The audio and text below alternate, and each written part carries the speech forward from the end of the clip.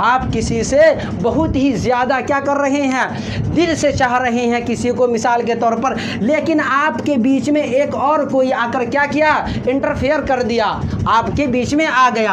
अगर आपके बीच में आया, एक आप हैं, एक जिसको आप चाह रहे हैं वो है, लेकिन क्या होगा, ये बीच में जो आया है ये किसी एक को ग्रहण करके जाएगा, किसी एक को ग्रहण करके जाएगा। वही बात का तीन का हो जाए, जब मामला कोई हो उसमें तीन हो जाए, किसी एक को ग्रहण लगना लाजमी होता है। दो गो थे लेकिन बीच में एक कोई आ गया, वो किसी एक को ग्रहण करके जाएगा। क्या करके जाएगा, ग्रहण करके जाएगा। इसलिए कहा जाता है हमेशा अगर दो आदमी होता है तो उसमें ग्रहण लगने की संभावना बहुत कम होती है। अगर कोई उसके अंदर दाखिल हो जाता है तो उसमें ग्रहण लग जाता है। यहाँ पर देखिए तीन का मामला हुआ, ग्रहण लग गया। यहाँ पर भी देखिए सन में तीन का मामला हुआ, क्या हुआ, ग्रहण लग गया। इसलिए आपको ये समझ में आ गया होगा कि चांद ग्रहण कैसे होता है और सूरज ग्रहण कैसे होता है। अगर ग्रहण लग भी जाए, तीन में कोई एक आकर लगा दे तो उसको एक शेर सुना देना है, तू नहीं कोई और सही, तू नहीं कोई और सही,